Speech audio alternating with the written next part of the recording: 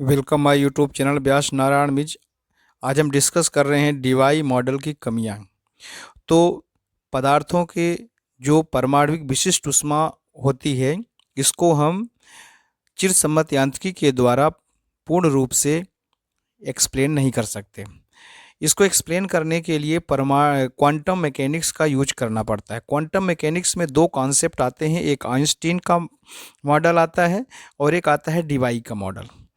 Einstein के model में ये देखा गया कि जो परमाणु होते हैं वो स्वतंत्र रूप से गति करते हैं, कंपन करते हैं और परमाणुओं का जो आवृत्ति है वो समान होता है।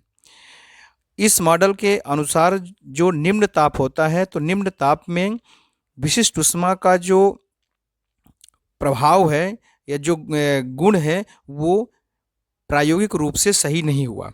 इसमें सुधार करने के लिए डीवाई मॉडल में ये माना गया कि जो परमाणु होते हैं वो दौलित्र परस्पर युग्मित होते हैं। मतलब जो परमाणु है एक युग्मित के रूप में दौलित्र करते हैं और ये जो परमाणु का दोलन होता है इनकी आवृत्ति एक निश्चित आवृत्ति नहीं होती। आइंस्टीन में माना गया कि उनकी आवृत्ति समान होती है, लेकिन डीवाई में माना गया कि वो जो आवृत्ति है वो एक समान नहीं बल्कि एक परास में होती है। मतलब कुछ आवृत्ति की कुछ वैल्यू से लेकर कुछ वैल्यू तक होती है। तो डीवाई का जो मॉडल है उच्च ताप पर डीवाई का मॉडल, आइंस्टीन का मॉडल और ड्यूलांग पेटिट का मॉडल, तीनों का मॉडल उच्च ताप पर प्रायोगिक मान से मेल खाता है, जिसके लिए सीवी का मान होता है 3R। लेकिन निम्न ताप पर आइंस्टीन का जो मॉडल है वो पूरी तरह से सही नहीं था, क्योंकि ताप को कम करने पे जो विशिष्ट जो ऊष्मा है उसमें जो कमी होती है वो कमी की दर ज़्यादा होती है प्रायोगिक रूप से। लेकिन आइंस्टीन के द्वारा जो कैलकुलेशन किया गया उसमें ताप घटने पे जो परमाणुविक विशिष्ट ऊष्मा में कमी होती है उसका जो दर है उतना ज़्यादा नहीं होता। इस तरह से वो आइंस्टीन का जो मॉडल है निम्न ताप पर परमाणु की विशिष्ट ऊष्मा को पूरी तरह से एक्सप्लेन नहीं किया। इसको एक्सप्लेन करने के लिए डीवाई का जो मॉडल है वो सही निकला, लगभग प्रायोगिक मान से मेल खाता है। और इसके अकॉर्डिंग जो परमाणुविक विशिष्ट ऊष्मा होता है वो सीवी प्रोपोर्शनल टी क्यूब होता है, मतलब टेम्परेचर के क्यूब होता है। इसे हम टी क्यूब ला भी कहते हैं डीवाई को। अब इस मॉडल में भी कुछ कमियां हैं, ये मॉडल भी पूरी तरह से सही नहीं है। तो इसकी आज हम कमियां डिस्कस कर रहे हैं। पहला है डीवाई मॉडल से सभी कंपन विधाओं के लिए ठोस पदार्थों को सतत माध्यम लिया गया था। ठीक है ना, जो ठोस पदार्थ है उसको हम सतत माध्यम लिया गया था। हम ये मान के चले थे कि वो माध्यम कंटिन्यूअस है, लेकिन वास्तव में ये सही नहीं है। सतत माध्यम लेना ठीक नहीं है, क्योंकि कुछ माध्यम जो है तो वो विभिन्न प्रकार के होते हैं, इसलिए।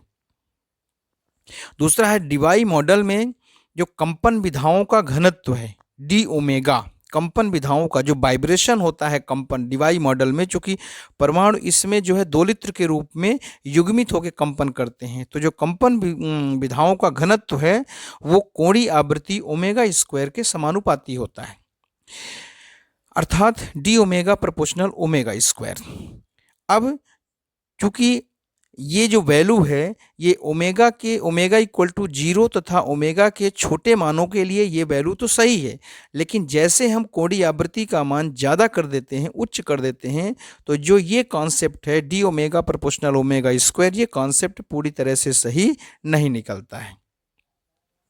मतलब ये concept D omega proportional omega square कोणीय आवृत्ति के छोटी वैल्यू के लिए सही है। यदि कोणीय आवृत्ति ज़्यादा है, उसकी वैल्यू ज़्यादा है, तो ये जो रिलेशन है वो सही नहीं निकलता।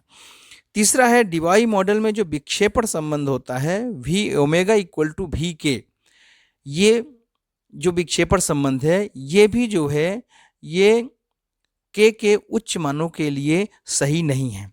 अगर के का मान कम है, के का मान यदि कम है, तब ये जो सब विक्षेपण माध्यम है omega equal to v k ये सही है। लेकिन यदि के का मान ज़्यादा है अर्थात तरंग दैर्ध्य कम है, तब उस केस पे ये जो विक्षेपण माध्यम है वो omega equal to v k, ये इसका जो मान है वो प्रायोगिक मान से सही मेल नहीं खाता। नेक्स्ट है डीवाई मॉडल में जो विभिन्न दिशाओं में किसी विधा के लिए जो वेग है वो ध्रुवण पर निर्भर नहीं करता।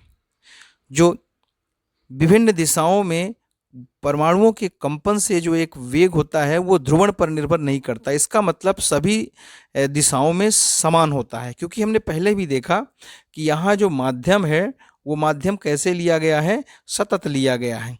तो सतत माध्यम लिया गया है, तो सतत माध्यम होने के कारण यहाँ से देख सकते हैं इसका सभी दिशाओं में ध्रुवण पर निर्भर नहीं करता। लेकिन वास्तव में होता क्या है कि अलग अलग दिशाओं में जो वेग है वो अलग अलग होता है, क्योंकि जो ध्रुवणता है वो अलग अलग दिशाओं में अलग अलग होती है। तो विभिन्न ध्रुवणों के लिए वेग भी क्या होता है, अलग अलग होता है। यदि लैटिस में बेसिस है तो ध्वनिक विधाओं के अलग प्रकाशीय विधाएं भी होगी। लैटिस एक क्या होता है, एक बिंदुओं का, काल्पनिक बिंदुओं का समूह होता है। अगर बेसिस मतलब उसमें कोई परमाणु या अणु को हम स्थापित मानते हैं, तो जो ध्वनिक विधाओं से अलग प्रकाशिक विधाएं भी होंगी। मतलब उसमें ध्वनि, जब वो वाइब्रेशन करेंगे तो उसमें ध्वनि भी आएगा और उससे प्रकाश भी उत्पन्न होगा, जिसके कारण विशिष्ट ऊष्मा के परिकलन कार्य में इनका भी योगदान होता है। मतलब ध्वनि विधाओं का और प्रकाशीय विधाओं का, दोनों का योगदान होता है। लेकिन वास्तव में इन्होंने दोनों के योगदान का परिकलन नहीं किया था। नेक्स्ट है, डिबाई मॉडल में क्रिस्टल संरचना का बिल्कुल ध्यान नहीं दिया गया, क्योंकि हमने जैसे बताया कि माध्यम को सतत मान लिया गया, तो उसकी संरचना का बिल्कुल ध्यान नहीं दिया गया कि वो विभिन्न दिशाओं में उसकी संरचना का व्यवहार क्या है। इसके कारण डिबाई मॉडल का जो कॉन्सेप्ट है वो पूरी तरह सही नहीं है। प्रत्येक ताप पर Cv का मान हम लेते हैं, प्रत्येक निम्न ताप पर Cv का जब मान लेते हैं जो कि परमाणुविक विशिष्ट ऊष्मा होती है, तो उस मान का प्रायोगिक मान से मेल करने के लिए हम डिबाई ताप का अलग अलग मान लेते हैं। मतलब हम जो Cv की वैल्यू लेती हैं, तो Cv की वैल्यू जो निम्न ताप पर Cv प्रोपोर्शनल टी क्यूब होता है। Cv प्रोपोर्शनल कितना होता है, टी क्यूब होता है।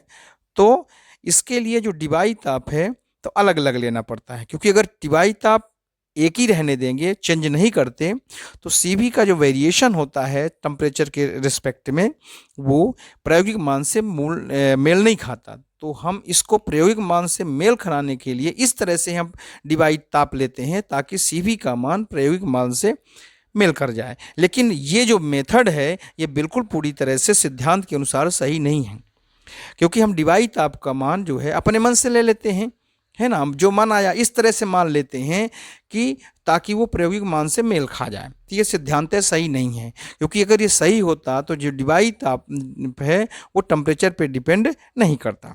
तो ये इनकी कुछ कमियां हो गई। कोई डाउट हो तो आप कमेंट बॉक्स में कमेंट कर सकते हैं। Thank you very much.